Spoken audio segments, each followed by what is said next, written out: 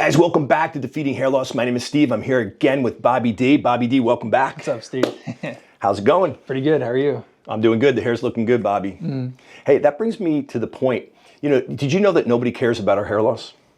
Nobody cares. Really. Well, let me say this, okay? And Bobby, I want you to reflect on this as my model, as my youth, as my stud, okay? Seriously, nobody really cares. So of course, your mom and your dad when you're younger, your wife when you're older, maybe your mom and your dad when you're older, maybe your kids. I don't think your kids care, but you don't have any kids, right? No. Okay, not yet, right? So my point is this, okay? At some point, at least in my life, and Bobby's going to tell his story, but when you're suffering from hair loss, you're kind of all alone. That is one of the reasons for this channel. I mean, you're not alone because we all are going through the same thing. We're trying to figure out what to do. And this is not meant to attack anyone, as usual, but the world, it's kind of a tough place sometimes. Yeah. So here you are, and I'll let Bobby speak for himself, but I'll use my example. I mean, I was, quarterback of the high school football team. I was, captain of the baseball team. I was a wrestler in high school. I played a lot of sports, obviously. I was always hitting the weight room. And I think I was a nice guy.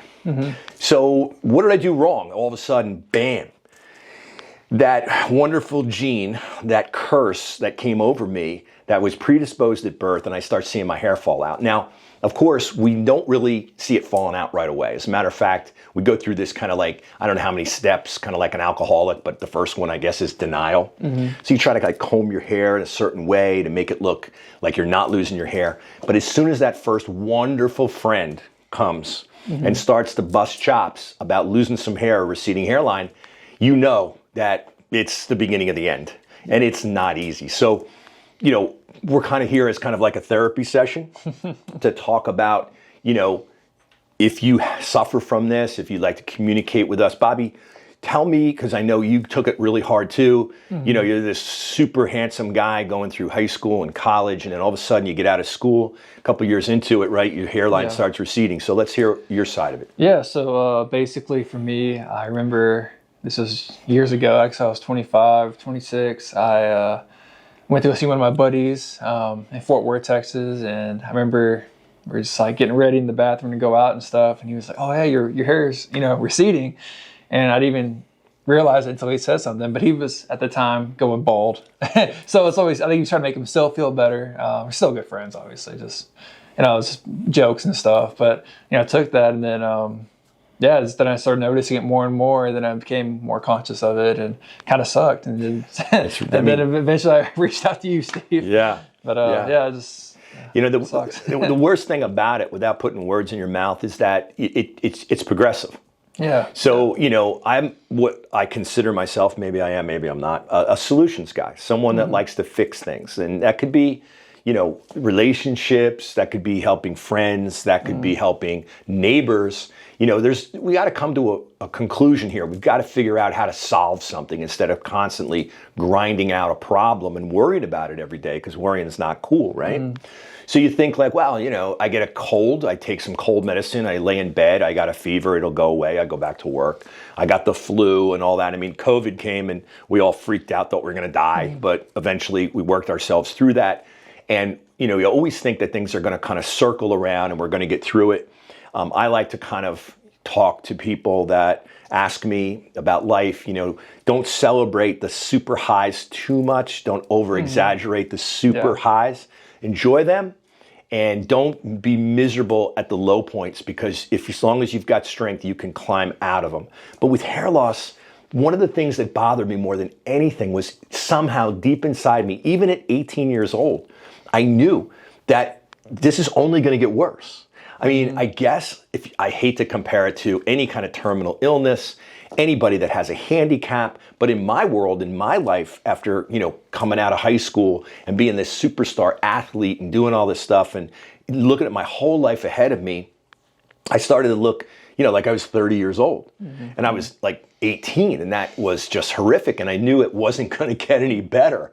I didn't even have any idea what I was going to do and where I was going to go. So at that time, it didn't matter. There was nowhere to look. And, I'm not feeling sorry for myself. I'm just telling my story. But, you know, again, this channel, we want you to know that other than like us, or like I said, your family, your really, really, really close friends, maybe, nobody cares. Nobody cares that you're losing your hair. Nobody cares that you're going bald. Women, any of you ladies out there that watch this channel, you look fine. You have half the hair you used to have, or a third of the hair that you once had. Nobody cares. Oh, you look great. Don't worry about it. Everything looks great. I can't really tell. It's kind of the opposite for women. For guys, they're like, hey, you're going bald. For women, they're like, no, you're fine. You look great. Yeah. It's just so weird. I guess it's the pattern of hair.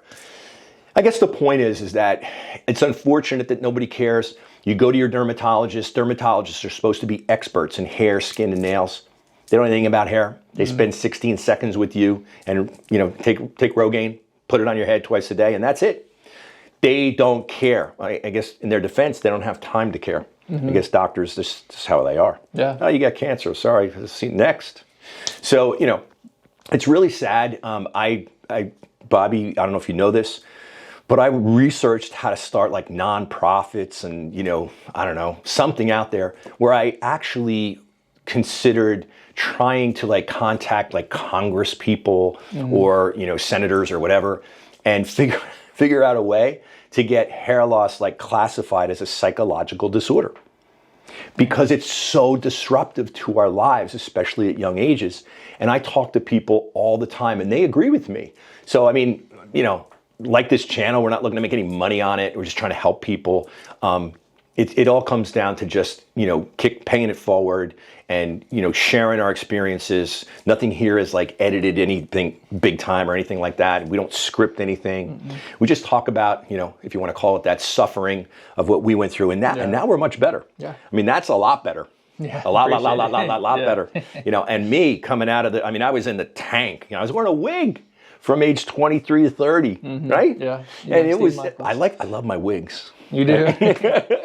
That was the 80s, so, you know, we could get away with long hair, but I knew at 30 years old, I was like, I have to get out of this wig. I actually had a girlfriend at the time that forced me to get out of this wig, but that's another story. But it's interesting to me. I don't want to see people out there of any age, I'm talking mainly to women of any age and men under 25 that can go through horrific psychological issues with losing their hair. So like I always say on all these videos, just make sure that you find a way to stop it from falling out first before we figure out what to do to restore it. And that's kind of the plan, which we talk about over and over and over. Right, Bobby? Yep. Our consultation all the way back, right? Yeah, you've caught it in time. Yep. Credit to you. And now we've got to stop it from falling out. Yep. Even though it's in the front hairline, we hope we're going to stop it from receding, and then we're going to hammer that area really strong with a lot of hair. And now you're back in business, baby. Heck yeah. Congratulations. If you want to get back in business, you want to be part of this culture, we look out for each other. This all comes passion from the heart. We want to help you. Keep watching this channel. And Bobby, thanks for your thoughts. Thanks for sharing your personal situation. Yeah. And don't forget to like and subscribe.